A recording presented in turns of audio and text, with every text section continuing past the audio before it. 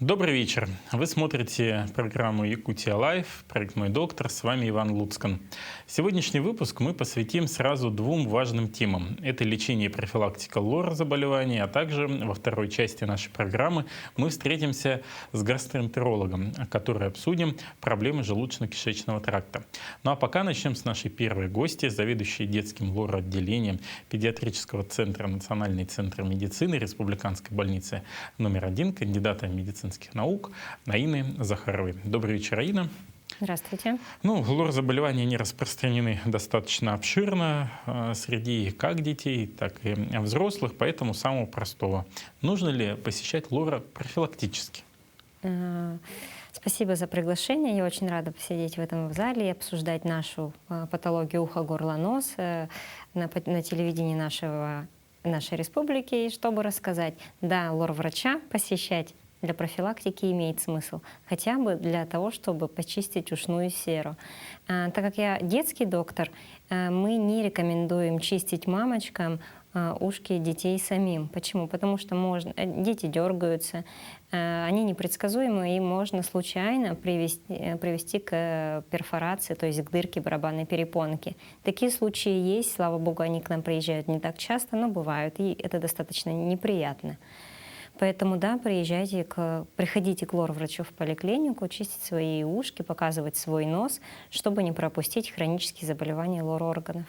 Ну и с учетом того, что, если мне память не изменяет, врач-отоларинголог входит в приказ по детской диспансеризации. Да, обязательно. Синусит. Угу. В чем его отличие от нашего банального ринита?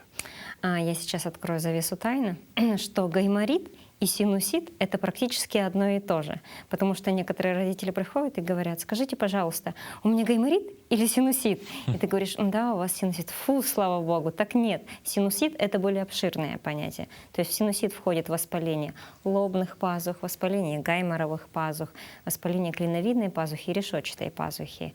И вот. А ринит? Ринит — это воспаление слизистой оболочки носа и носовых раковинах, которые тоже имеются в полости носа. Какие заболевания чаще всего мучают маленьких якутян?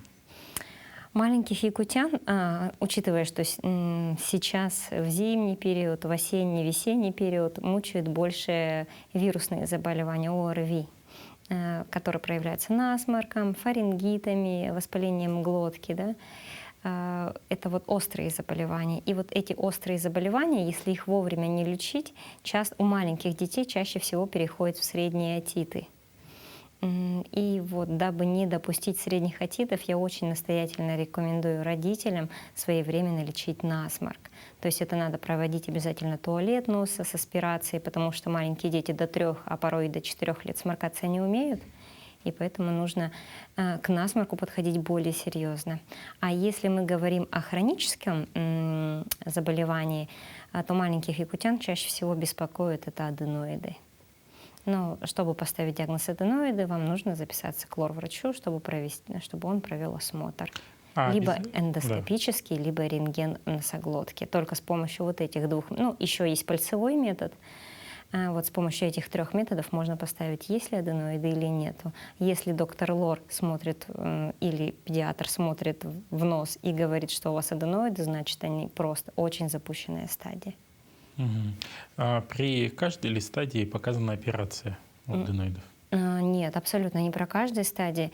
Есть определенные, как в принципе, как и все в хирургии, есть показания абсолютные, когда точно там никак не обсуждается и надо произвести удаление. Это когда происходит деформация лицевого скелета, когда полость рта не закрывается. В принципе, любой лор-врач этот диагноз может поставить чуть ли не со двери, грубо говоря. И есть относительные то есть при вкупе каких-то симптомов, это частые отиты. Если отиты у вас у маленького ребенка, да, мы говорим о детях чаще аж до 6 лет аденоиды.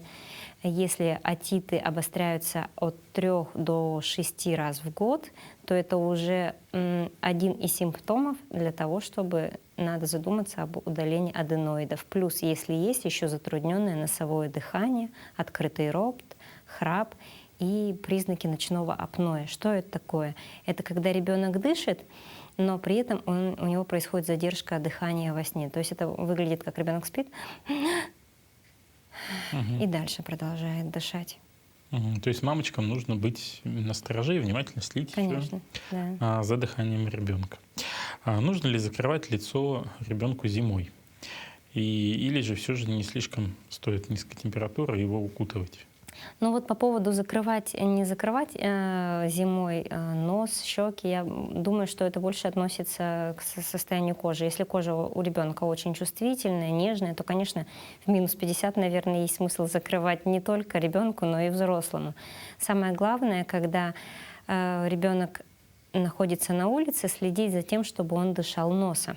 Если он будет дышать носом, то в полости носа, полость носа у нас устроена таким образом, чтобы дыхаемый воздух, будь он -40, -30, -50, при правильном дыхании носовом, температура воздуха будет согреваться. А если же ребенок дышит ртом, представляете, ну то есть вот этот воздух не согревается, и может произойти переохлаждение, произойти обострение какого-то танзелита или ОРВИ-инфекции. Поэтому надо следить, чтобы ребенок дышал носом. Почему появляется привыкание к назальным каплям? Почему? Объясняю. Потому что сосудосуживающие капли — это великолепные капли. Вас закладывает нос, вы их капаете, и носовое дыхание улучшается. За счет чего? В носу у нас находятся сосуды, на их стенках находятся мышцы. Вот когда мы капаем, происходит сокращение вот этих полнокровных воспалительных сосудов, они сокращаются, соответственно, пространство в полости носа появляется, и человек начинает дышать. Но чтобы вот такой эффект, вот эти сосудосуживающие капли оказывали, на 5-6 сутки нужно уже все больше и больше закапывать, чтобы сосуды сокращались ровно так же. Появляется такой синдром рикошета, он называется. Мгм. Но в том плане, что все равно они будут действовать. Они будут действовать, да, но нужна будет большая доза. И симптом отмены, он как бы хуже. За счет чего? Потому что когда мы не капаем, происходит такой,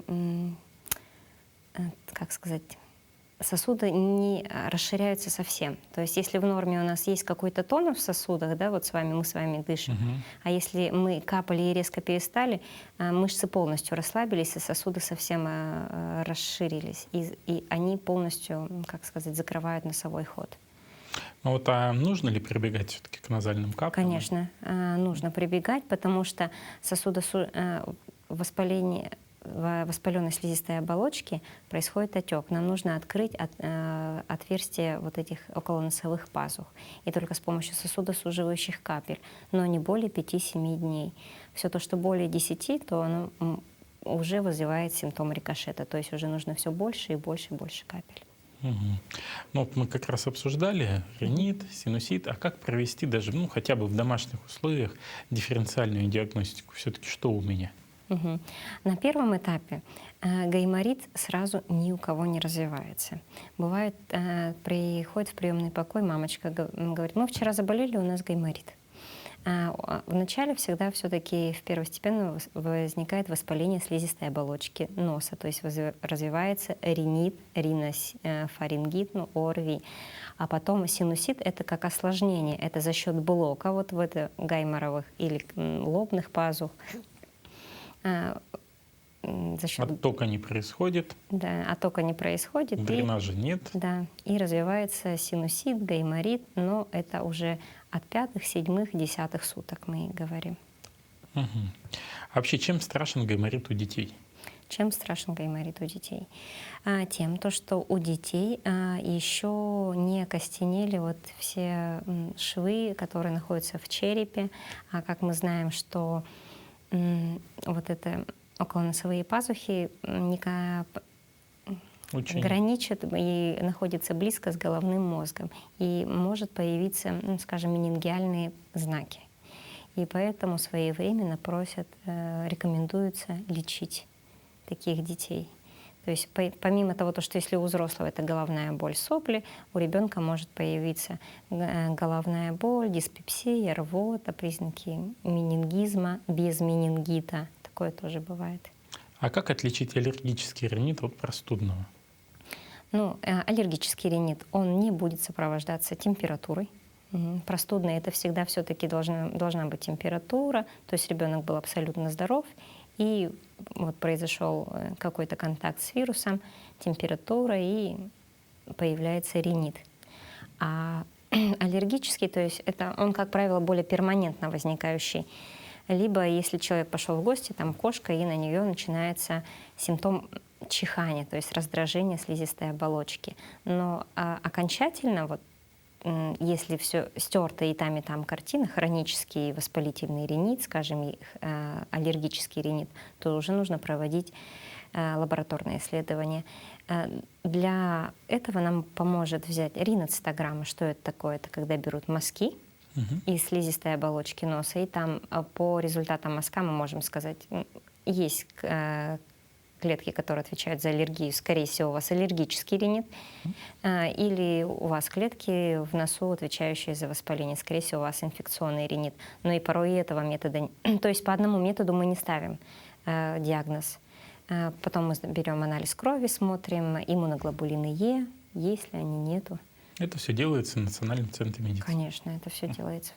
Просто в условиях поликлиники не все можно сделать. Поэтому можно обратиться, я так понимаю. Да, у нас работает внебюджетный отдел, пожалуйста. Вот мы все о носе, но отоларингология — это не только нос, это еще и ухо, отиты. Как они проявляются, как можно заподозрить, что у ребенка отит, и какие первые действия должны быть у родителя? Отит. Отит чаще всего, если мы говорим о ребенке, который еще не может сказать, что у меня болит ухо, развивается на фоне насморка. То есть если на фоне насморка ребенок начинает быть беспокойный, дергать за ухо и поднимается вторичная температура, скорее всего, да, у ребенка может развиться отит. Но не надо бежать в панику, вызывать скорую. Можно дать ребенку норофен, закапать атипакс и на утро пойти к лор-врачу в поликлинику и показать свои уши. Доктор Лор посмотрит, но в большинстве случаев у детей маленьких отиты всегда требуют антибактериального лечения. Опять-таки скажу, за счет того, что анатомия еще не до конца развилась, то есть кости в черепе еще не все закостенели, и поэтому для предупреждения вот этого менингизма назначаются антибиотики. А что из себя вообще представляет отит, чтобы люди тоже понимали? Отиты, они бывают наружные, средние, но если вот так, да, сказать для общего, наружные — это ушная раковина, наружно-слуховой проход. Это то, что, в принципе, может увидеть педиатр и даже сама мамочка. А если мы говорим о среднем отите, это воспаление барабанной перепонки и среднего уха. То есть для нас то, что мы видим, это барабанная перепонка. И глядя на нее, если она красная, если ее контуры сглажены, то мы ставим диагноз отит, то есть воспаление среднего уха. Ну и теперь перейдем, наверное, ниже, да, на уровень гортани. Чем там занимаются лор-врачи? Какие заболевания могут нас там подкараулить? Ну, наиболее часто встречающие на фоне вирусных опять это такие острые фарингиты, острые тонзиллиты. И по поводу каждая ли ангина поддается оперативному лечению. Так я бы хотела сказать, что далеко не каждая ангина. То есть тонзиллит опасен чем? Почему его удаляют? Потому что он может поражать такие органы мишени, как сердце, почки и суставы. Для этого надо пройти комплексное обследование у лор-врача, чтобы определить вот эти состояния этих органов мишеней. Если есть повреждения или симптомы интоксикации, это когда берут в крови ЦРБ, ОСЛО и смотрят, если они повышены и ангины более 6 раз в год, и при этом у ребенка на фоне здоровья, полного здоровья почему-то повышенная температура тела, слабость, утомляемость и потливость, то тогда доктор Лор, наверное, вам может предложить. И то не факт. То есть это все на усмотрение специалиста дается. И в каждом случае это решается индивидуально, если не поражены органы мишени. Как, опять же, отличить бронхит от ларингита? Есть вот дома, в домашних условиях? И чаще всего причина возникновения какая? Хорошо, расскажу вот вкратце, если так. Ринит мы с вами определили, то, что это воспаление слизистой оболочки носа. Синусит — это воспаление околоносовых пазух. У нас их 8. Лобные, гайморовые, клиновидные, решетчатые лабиринты. А еще самое интересное, что гайморит дети до 5 лет не болеют. Почему? А потому что гайморовая пазуха еще не сформировалась. Да. Потом фарингит — воспаление задней стенки глотки, танзилит — воспаление небных миндалин и ларингит — воспаление гортани. Если мы говорим, как отличить ларингит от бронхита, ларингит — это воспаление гортани, голосовых складок, и первое, что будет, это не будет голоса. Или будет голос, но он будет искаженный. А бронхит — это нижние дыхательные пути, и это удел пульмонолога, педиатра и терапевта. Чтобы попасть к вам в отделение, что нужно при себе иметь? Наше отделение сейчас, ЛОР, работает на экстренно синоплановость. Плановость мы записываем через ЛОР врачей в поликлинику, а экстренные также через врачей поликлинику по острой боли. Так наши доктора принимают каждый день с 4 до 24 часа всю ночь. Спасибо большое. Я хочу напомнить, что сегодня у нас в студии отвечала на важные вопросы для всех родителей, касаемо лор-патологии, врач-отоларинголог, заведующий детским лор-отделением педиатрического центра Национального центра медицины Республиканской больницы номер 1, кандидат медицинских наук Аин Загарова. Благодарю, Аин, еще раз за то, что посетила нашу студию. Ну а мы переходим ко второй части нашей программы. Сейчас в студии у нас появится врач-гастроэнтеролог.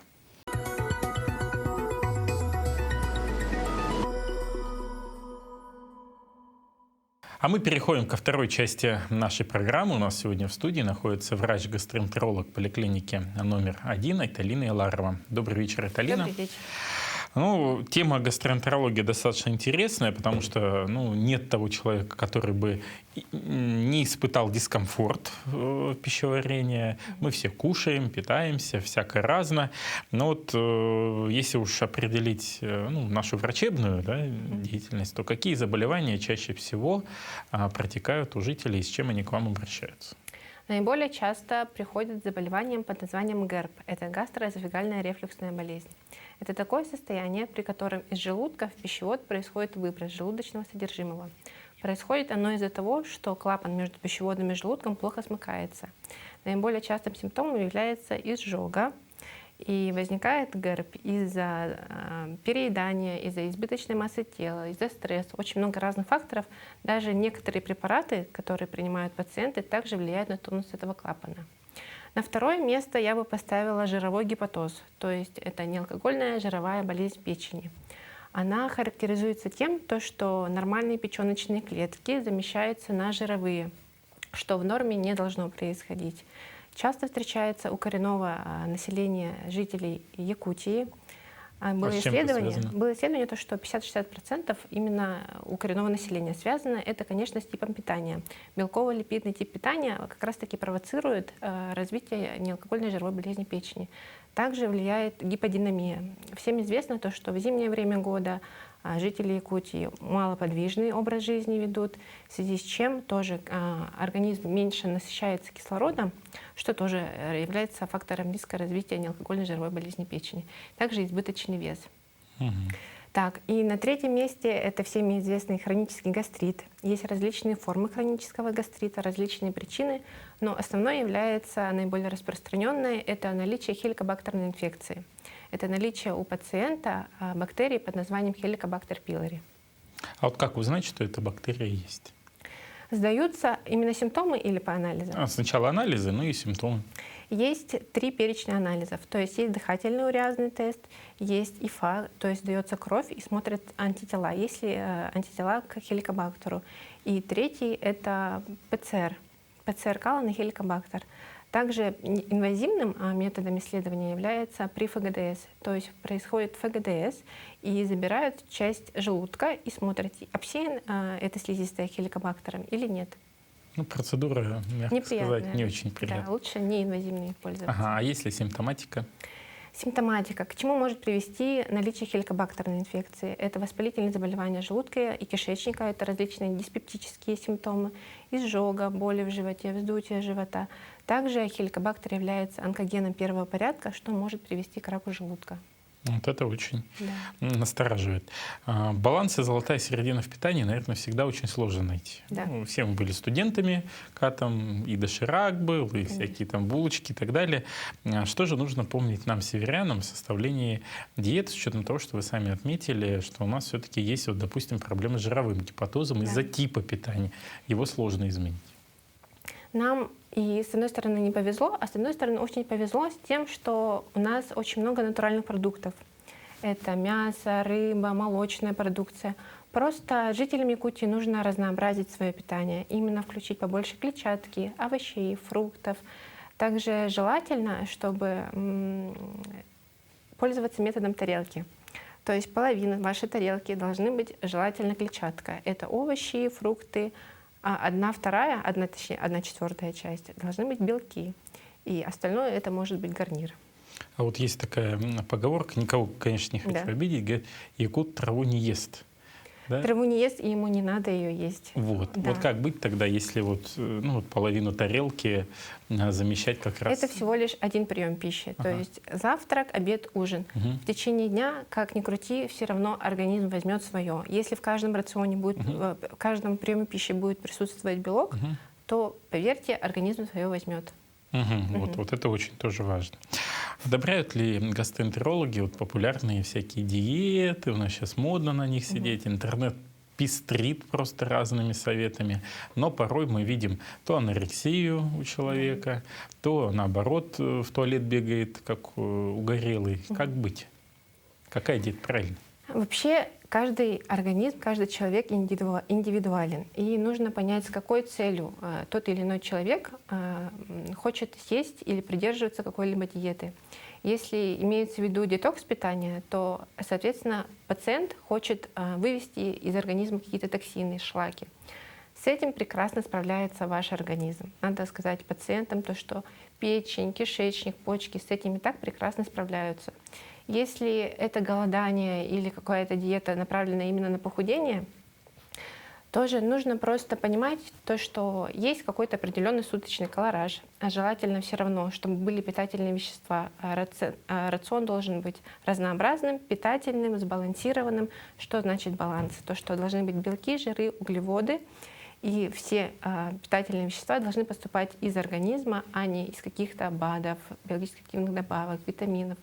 Поэтому желательно есть определенный не досыта, немножко оставаться голодным, на ужин тоже не передать, после еды не ложиться, не наклоняться в течение часа и добавить побольше двигательной активности. Ну вот опять же, говорят, нужен плотный завтрак. Как там говорят, ужин отдай еще Врагу, кому-то. Да. Обедом поделись, да. Соответственно, не надо передать на ночь, это все правильно. То, что ужин желательно должен быть легкий, легко перевариваемый, легко усвояемый. А остальное все зависит от человека. Есть люди, которые не завтракают. В принципе, это тоже в норме. Этому человеку не нужно заставлять себя кушать насильно. Заставлять не хочется есть, не едите. Просто догоните свой колораж, свой рацион другими приемами пищи. Можете перекусывать. Перекусы тоже не вредны. Ну вот, опять же говорят, что нужно небольшое дробное питание, Да. чтобы дробное не было того же самого гастрита, Да. лишних проблем. Вот, а как же быть тогда, если ты на завтрак не поел, на ужин тоже особо там ничего, один раз там на обед покушал? Да? Но чаще всего пациенты, которые не завтракают, они переедают именно на ужин. Может, это связано с их режимом работы, с образом жизни. Это все зависит индивидуально. Если какие-то проблемы есть именно с избыточной массой тела, можно обратиться к нутрициологу, гастроэнтерологу, диетологу, эндокринологу. Специалистов много. Было бы желание, и надо бережно к себе относиться и выбирать то, что вы едите. Можно ли очистить кишечник в домашних условиях? Ну, наверное, я бы сам ответил на этот вопрос. Есть способ клизма, да? Но если Есть способ все-таки не, клизмы. Но если желательно, такому конечно, способу этим не способом прибегать. не пользоваться. Да, потому что он все вымывает микрофлору. Микрофлора вымывает. И если у вас ежедневный регулярный стул, то в этом нет никакой необходимости. Ну, а так вот, чтобы если очистить кишечник, есть какие-то способы? Смотря для чего тоже вы делаете. Если показания очищения кишечника — это какие-то запоры или какая-то подготовка к каким-то исследованиям, которые будут исследовать кишечник. Если это запоры, нужно исключить причину, то есть нужно обратиться к специалисту, соответственно, вас направят на различные исследования и посмотрят, из-за чего у вас этот запор. Возможно, мало жидкости выпиваете, возможно, малоподвижный образ жизни, а возможно, уже причина в самом органе, в самом кишечнике. Это тоже все специалисты, гастроэнтерологи смотрят, надо обращаться. Но для кишечника, если вы хотите все-таки его очистить, поддержать, просто важно жидкости достаточно пить. Это не менее 1,5-2 литров в день. Двигательная активность важна и клетчатка 20 грамм в сутки. Это где-то 400 грамм овощей в сутки должны есть. Мгм. Ну вот очень часто сейчас на продуктах питания пишутся там без глютена, Без глютена. безлактозное Да. питание. Но вот насколько много таких пациентов, у которых есть индивидуальная непереносимость как лактозы, так глютена, и как им быть в данном случае? Истинная непереносимость лактозы, как и глютена, встречается довольно-таки редко. Это генетически обусловленное заболевание и в основном диагностируется уже с малых лет, с раннего возраста. А пациенты, у которых просто есть какая-то неусвояемость или какие-то пищевые аллергические реакции на определенный тип продуктов, тоже они должны учитываться. Из-за чего это? Допустим, лактоза. У кого-то говорит, после того, как я съела молочку, у меня вздувается живот, у меня диарея и так далее. Надо понимать, из-за чего это может происходить. Возможно, у вас есть проблемы с тонким кишечником. Когда проблемы с патологией есть с тонким кишечником, когда молочка поступает в организм, и в тонком кишечнике она не расщепляется, бактерии, соответственно, вот эту вот молочку, лактозу поедают. И продуктами распада является молочная кислота, которая вызывает как раз-таки аллергические реакции на коже и так далее. И водород и углекислый газ, что вызывает вздутие, метеоризм, газы и так далее. Если хотим проверить, что у вас точно, во-первых, нужно вести дневник питания, после каких определенных продуктов у вас возникают те или иные симптомы. Именно первичная лактозная непереносимость, она диагностируется генетическим тестом. А глютен непереносимость, она золотым стандартом. Конечно, можно сдать генетические тесты, иммунологические, но золотым стандартом является прицельная биопсия при ФГДС 12-перстной кишки. Но она будет вам строго показана, если есть какие-то определенные показания, симптомы. С этим уже разбирается врач. Ну вот вопрос очень такой тоже наболевший от зрителя. Правда ли, что неприятный запах изо рта — это чаще всего признак заболевания ЖКТ? Ну, если исключить стоматологические проблемы. Это заболевание ЖКТ является одним из основных признаков, одним из основных причин развития неприятного запаха изо рта или галитоза. Также неприятный запах изо рта есть в норме, то есть утренний неприятный запах изо рта. Оно сопровождается тем, что ночью меньше слюны вырабатывается, тем самым процесс самоочищения ротовой полости чуть уменьшается, снижается. Также есть возрастной неприятный запах изо рта. Это когда люди старческого возраста, старше 65 лет, у них тоже со временем уменьшается слюноотделение. Тем самым тоже самоочищение ротовой полости уменьшается, снижается. Также может быть из-за элементарного генеза. Допустим, съели чеснок, конечно, неприятный запах изо рта у вас будет. А если именно связывать с желудочно-кишечным трактом, тут тоже нужно обратить внимание, какой это неприятный запах. Если кислое, если какой-то ацетон, может быть, есть, это, скорее всего, поджелудочная железа, сахарный диабет. Если горечь, если такой еще неприятный привкус желчи во рту, это, скорее всего, печень, желчный пузырь и так далее. Тоже нужно разбираться, тоже нужно обращаться к специалисту. Может ли акне, в простонародье прыщи, да, свидетельствовать о проблеме с органами ЖКТ? Акне является самостоятельным заболеванием, которое ведет врач-дерматовенеролог. Есть, конечно, взаимосвязь определенная, но не прямая. То есть врач-дерматовенеролог дает свои рекомендации обследовать того или иного человека с какими-то симптомами, помимо акне, допустим, направляет к гастроэнтерологу. Мы его обследуем. Да, в практике есть такие пациенты после лечения хеликобактерной, эрадикации хеликобактерной инфекции, именно исключение застоя желчи, отмечают улучшение и кожных проявлений. То есть акне у них снижается, уменьшается именно проявление. Но прямой такой взаимосвязи нет. Надо комплексно обследоваться. Ну вот как правильно восстановить микрофлору кишечника после приема антибиотиков? Линекс там нужно? Да, нужно? микрофлора кишечника, микробиота — это такая система, которая восстанавливается самостоятельно. После антибиотикотерапии вы можете помочь организму, кишечнику восстановить микрофлору кишечника именно правильным питанием. Опять-таки, это сбалансированное, разнообразное питание, плюс образ жизни, отсутствие стресса, надо высыпаться и так далее. И тоже может врач или самостоятельно пропить какие-то препараты, которые помогают улучшить микрофлору кишечника. Это пробиотики, пребиотики и метабиотики.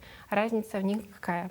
Пробиотики — это хорошие бактерии, простыми словами. Пребиотики — это питание для своей флоры, а метабиотики — это продукты распада вашей хорошей микрофлоры. Как все-таки нужно правильно питаться, чтобы органы пищеварения хорошо работали? Нет такого золотого стандарта правильного питания. Все индивидуально. Если хочется съесть сладкое, можно съесть немного сладкого. Ничего страшного в этом нет. Главное понимать то, что вы себя любите. Нужно к себе бережно относиться, выбирать качественные продукты, натуральные продукты желательно. И разнообразить свой рацион. Не голодать, не переедать и так далее. Если диарея застала врасплох, Если как диарея... реклама звучит всегда, что делать? Или обратиться к терапевту или гастроэнтерологу, понять, из-за чего это произошло. То есть смотрят, съел какой-то продукт, повысилась температура и возникла диарея. Скорее всего, это какая-то инфекционная патология. Нужно обратиться или к инфекционисту, или к терапевту. Вас направят на анализы и назначить терапию.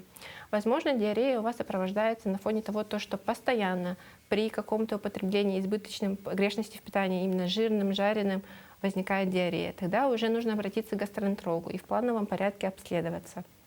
Что это может быть? Это может быть застой желчи, ферментативная недостаточность и так далее.